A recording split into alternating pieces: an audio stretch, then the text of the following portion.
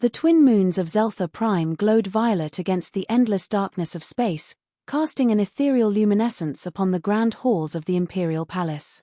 The air shimmered with the heady scent of flora from 1,000 worlds, the gardens flourishing under artificial starlight. But within the palace walls, tension thickened the air like an electric storm. Xilith, the youngest daughter of Emperor Varkal of the Xilith Dominion, sat upon an opulent throne-like seat in the center of the grand audience chamber. Her sapphire-hued skin, the hallmark of the royal bloodline, gleamed beneath the chamber's ambient glow. Her golden irises, flecked with black rings, flickered between the faces before her, radiating barely contained indignation. She had been discarded, reduced to a mere token of surrender. Not as a gesture of diplomacy, nor as an envoy of her people. No, she had been given a gift, a token of goodwill, a bargaining chip in a dispute that had turned against the mighty Xilith Dominion's favor. She was now property of the humans. Her fingers twitched against the silk of her ceremonial robes, claws extending and retracting as she fought to maintain composure. This was a grave insult, a shameful display of her father's desperation. The Xilith were proud, warlike, a species that did not bow, and yet here she was parceled off to the most unpredictable, volatile species in the galaxy. Humans. Flesh-born creatures of fire and steel, too bold for their own good. They had bested the Xilith in a war that should never have been lost. And now, to ensure peace, her father had given them a prize. The doors to the chamber creaked open, revealing the human envoy. A towering figure clad in the sharp lines of military regalia stepped forward, Admiral Elias Rourke of the United Terran Coalition. He was an older man, his face lined by years of combat, his grey eyes unreadable beneath his cap's shadow. The humans did not adorn themselves in extravagant garments like the Xilith nobility. His uniform was practical, minimalistic, yet every detail spoke of a species that had mastered war in ways even her own people had underestimated. Behind him, another figure followed, younger, leaner, and exuding a presence that Xilith found immediately irritating. King Nathaniel Cross of the Sol Empire. Unlike Rourke, the king dressed with a flair reminiscent of ancient Earth's regality, a deep navy jacket with golden accents, a flowing cape attached at the shoulders, and a crown of dark metal resting atop his brown hair. Yet it was his expression that truly infuriated Xilith, an amused smirk, as if he found the entire situation deeply entertaining. "This is her?" Nathaniel asked, his voice rich with curiosity. He stepped forward, hands clasped behind his back as he studied her like a particularly interesting specimen. Xilith met his gaze with an unflinching stare. "I am not a trinket to be examined, human." The king chuckled, his smirk widening. "Oh, I can see this is going to be fun." Admiral Rourke cleared his throat, cutting through the tension. "Your Highness, per the terms of the treaty, Princess Xilith of Xilith is to be transferred to the custody of the Sol Empire as a sign of goodwill and reparations." Xilith's claws dug into her palms, but she maintained her composure. "Your people should be grateful. My father could have chosen war." Nathaniel's gaze lingered, sharp and assessing, his expression unreadable yet filled with quiet calculation. "He chose survival.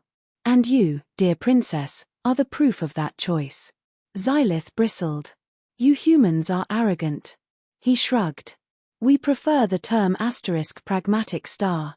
The official proceedings were brief. A simple exchange of signatures upon a glowing data slate, a solemn nod from Rourke, and just like that, Xilith's fate was sealed. She was escorted to a sleek, obsidian-hued vessel waiting just beyond the palace gates, its engines humming softly in the twilight air. As the doors sealed shut behind her, she could not shake the heavy weight of finality pressing against her chest. She was leaving everything she had ever known. The journey to Terra was relatively brief by interstellar standards, but for Xilith, every moment was agonizing. She spent the majority of the trip in her assigned quarters, a luxurious suite adorned in deep blues and golds, an aesthetic clearly chosen to make her feel at home, though it did nothing to soothe her ire. A knock at her door startled her. She had given orders not to be disturbed. Before she could deny entry, the door slid open, revealing King Nathaniel himself. He leaned casually against the frame, that same insufferable smirk playing at his lips. "I could have you executed for trespassing," she remarked dryly. Ah, but then who would be your charming captor? He mused, stepping inside as if he owned the space. Xilith exhaled sharply. What do you want? Nathaniel folded his arms. You, of course. She narrowed her eyes. Elaborate. He chuckled, settling into one of the room's plush chairs. You think this is a humiliation. And I don't blame you. But the truth is, this arrangement benefits both our people. The Xilith get to save face by pretending this was their idea, and I get a formidable political asset. Her eyes flashed dangerously. I am no one's asset. His expression sobered. Then prove it. Silence hung between them. Xilith was accustomed to threats, to power struggles.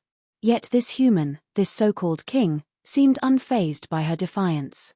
I assume there's a deeper reason you're here, she said, arms crossed. He nodded. There is. The official reason for this exchange is peace.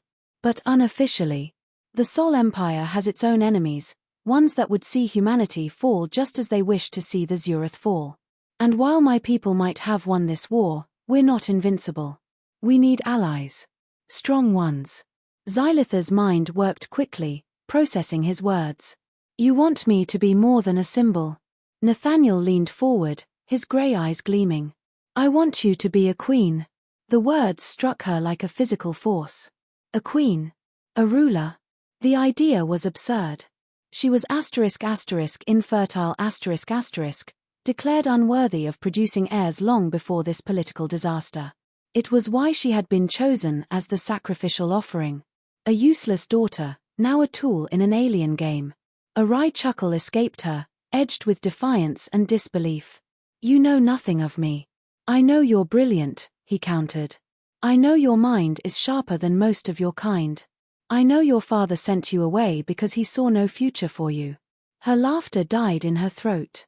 Nathaniel stood, stepping closer. You can let this be your end, or you can make it your beginning. Choose. Xilith felt the weight of his words settle into her bones. For the first time since this nightmare began, she realized she had a choice. Perhaps she had been surrendered to the humans, but that did not mean she would remain their pawn. But that did not mean she had to remain a possession. She could become something more. Something powerful. And as the ship raced toward Terra, she made a silent vow. She would. The ship descended through the layers of Terra's atmosphere, its sleek, obsidian hull glinting against the backdrop of a sky painted in hues of crimson and violet from the setting sun. Xilith stood at the viewport, her golden irises narrowing as she observed the sprawling cityscape beneath her. Towering spires of reinforced steel and gleaming glass stretched toward the heavens, pulsating with the life of a world that had defied the odds time and time again. A civilization that had dared to challenge the Xilith dominion and emerged victorious. She would not let them see her weakness. A sharp chime echoed through her quarters, and the doors hissed open. Nathaniel Cross strode in without waiting for an invitation, his presence an infuriatingly constant intrusion since they left Xilith space. He had insisted on keeping her close, as if she were some delicate artifact that might shatter if left unattended. The thought alone ignited a simmering rage in her chest. You don't knock, she asked, turning to face him, arms crossed. The king's smirk was ever present, but there was something new in his expression, a glint of calculation behind the mirth. I figured you'd be expecting me. I don't expect anything from humans, she snapped, stepping away from the viewport. Least of all courtesy. Nathaniel chuckled, unbothered by the venom in her tone. Then you should start. You're about to be a very public figure in the Sol Empire. Xilith clenched her jaw. What exactly do you expect me to do here, King Cross? Nathaniel's smirk faded into something more serious. Survive. The word carried weight, and for the first time since their encounters began, Xilith detected something other than amusement in his gaze. She studied him, searching for the trick, the hidden jest, but found none. I do not need your concern, she said after a pause. I can handle whatever game your people intend to play. Nathaniel stepped closer, lowering his voice. It's not a game, Xilith. There are those within my empire who see you as nothing more than a liability. A symbol of an enemy we were too merciful toward. she scoffed. Then why take me at all? Because the alternative was extinction. His words were matter-of-fact, carrying the weight of an entire civilization's history behind them. We needed a symbol of peace just as much as your father needed an excuse to end the war. Xilith turned away, glaring at her own reflection in the viewport.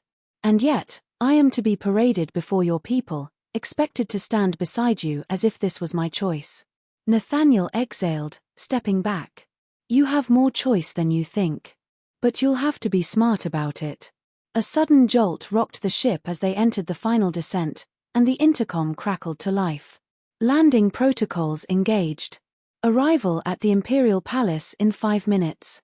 Xilith's claws curled slightly at her sides. Whatever awaited her on Terra, she would not be a mere trophy. The grand landing platform of the Imperial Palace was a spectacle in itself. Thousands of Terrans gathered beyond the gilded barriers, their voices a cacophony of curiosity and apprehension.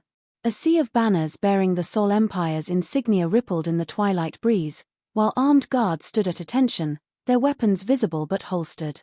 The message was clear: welcome, but tread carefully. Xilith descended the ramp with the grace of a predator, her regal garments adjusted to mimic Terran fashion while still maintaining the integrity of her Xilith heritage. She would not bow, she would not kneel. She would face them on her own terms. Nathaniel walked beside her, the image of effortless confidence. He raised a hand, and the crowd's murmurs settled into tense anticipation. People of Terra, his voice rang out, carrying the weight of authority and assurance. Today, we welcome a new ally to our empire. Princess Xilith of Xilith has been entrusted to us as a sign of the peace we have fought for. Let her presence be a testament to what we can build together. Xilith's gaze swept over the gathered masses. Some eyes held curiosity, others resentment. It did not matter. Let them underestimate her. Let them see her as a pawn. They would soon learn otherwise. As Nathaniel's speech concluded, a figure among the dignitaries caught her attention, a Terran noblewoman, her gaze lingering a second too long, lips pursed in something dangerously close to distaste. The game had already begun. The first days within the palace were an exercise in restraint. Every encounter, every whispered exchange between courtiers, was an opportunity to observe and dissect. Xilith was not foolish enough to assume safety here. She was an outsider, a Xilith among humans, and the court's tolerance was a thinly veiled mask for suspicion. Nathaniel, to his credit, did not coddle her. He did not demand she play the role of the docile foreign princess. Instead, he gave her space to maneuver, to adapt, though his ever-watchful gaze never strayed far. She would not be his pawn. But perhaps, she could be something more dangerous. On the third night, during a grand banquet meant to further solidify the illusion of unity, she found herself seated beside High Chancellor Eric Solis, a man whose polite smile did little to disguise the quiet disdain beneath. You must find Terra quite different from home, he said, sipping from his crystal goblet. Xilith met his gaze, expression impassive. Every world has its own games. He chuckled. Indeed. And you, Your Highness, have been thrust into ours. She tilted her head. Tell me, Chancellor, do you often underestimate your opponents? His smirk faltered for a fraction of a second. Just enough. Nathaniel, seated a few spaces away, observed the exchange with mild amusement, though there was a sharpness to his gaze.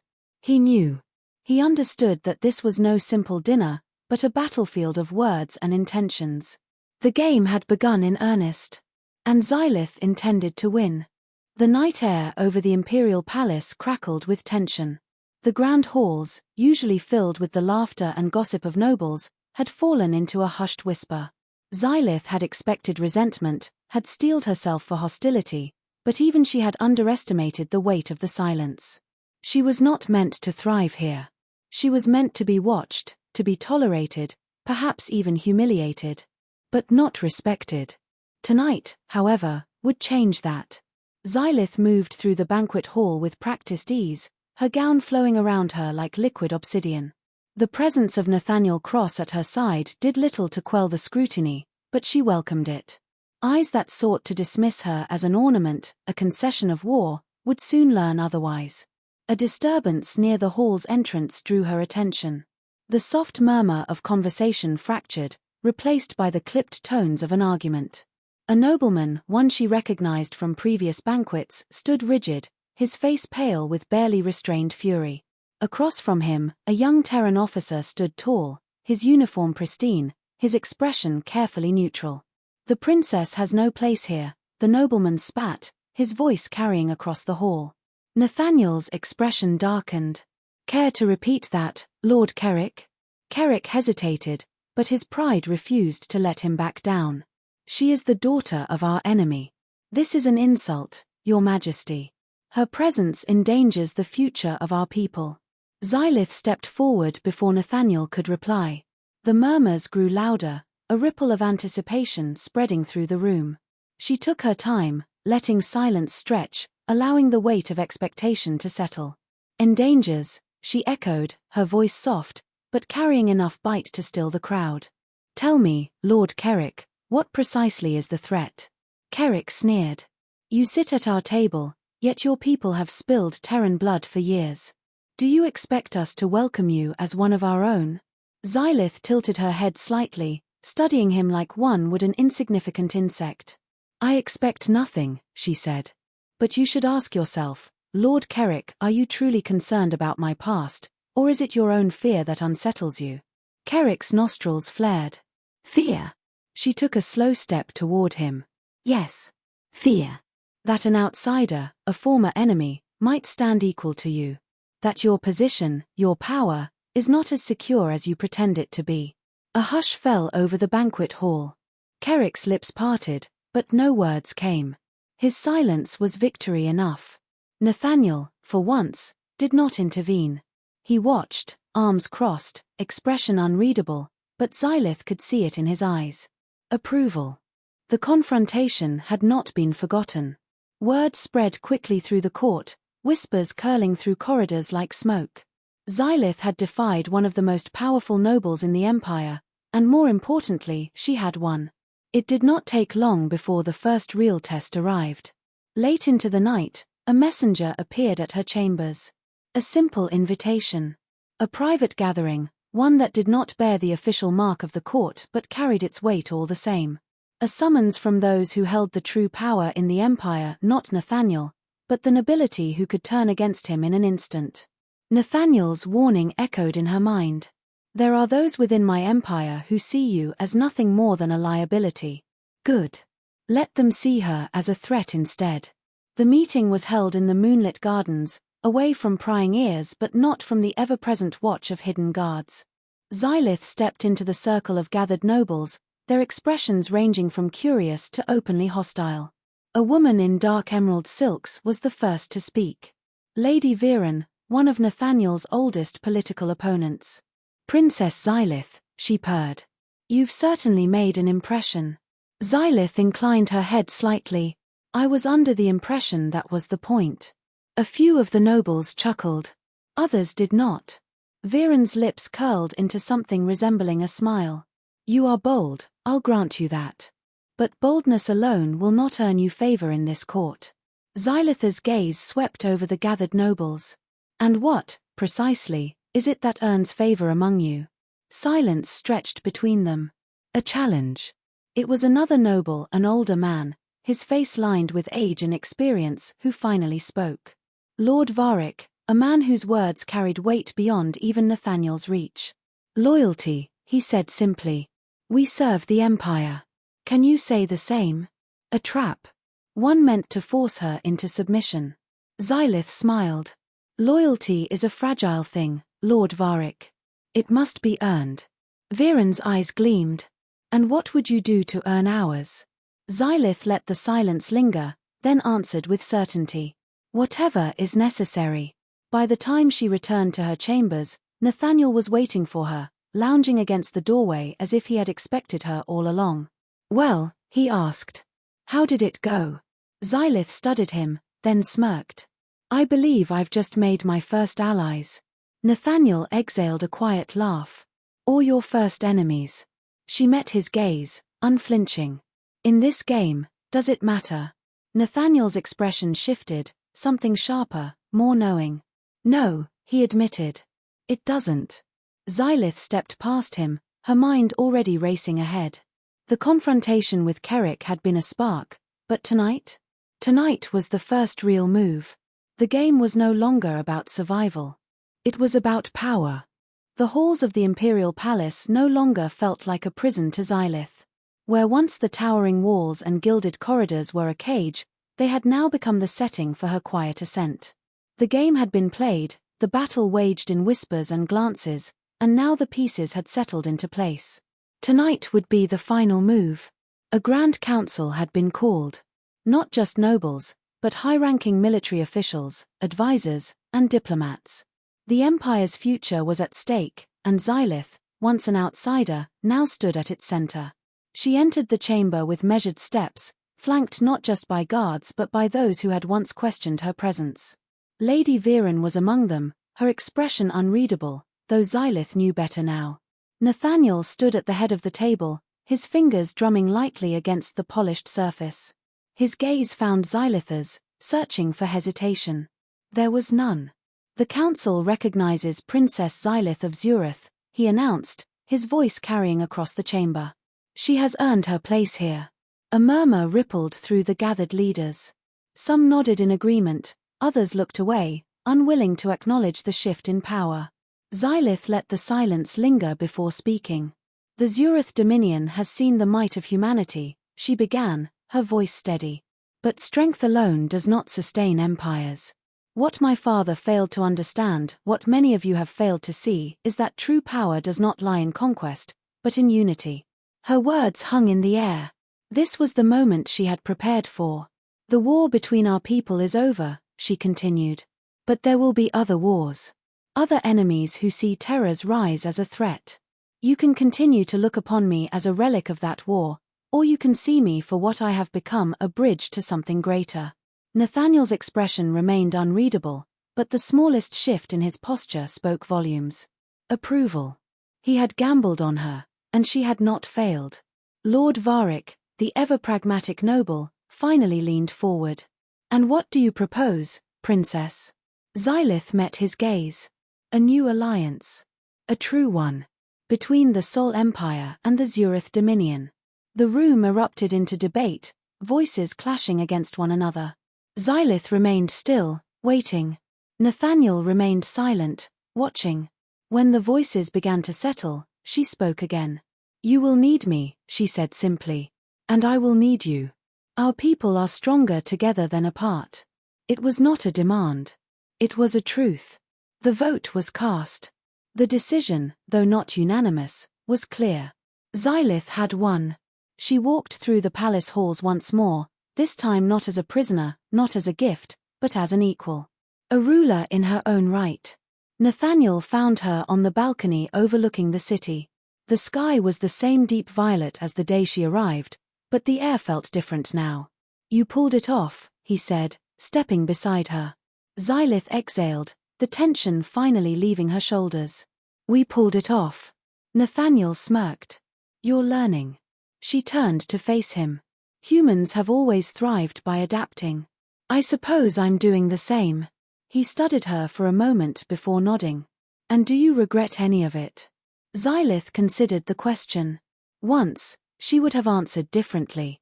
Once, she had clung to resentment, to the belief that she had been wronged, reduced to a pawn. No, she said at last. Because I am no one's pawn. Not anymore. A silence stretched between them, but it was a comfortable one. The city below hummed with life, a testament to the Empire's resilience. To their resilience. Funny thing about gifts, Nathaniel mused. They can end up shaping the ones who receive them. Xilith allowed herself a small smile. Or remaking those who were given away. She turned back to the city, the lights stretching beyond the horizon. The future was uncertain, but she had found her place within it. Not as a trophy, not as a sacrifice, but as something more. A leader. A survivor. A queen. And for the first time in her life, Xilith felt truly free.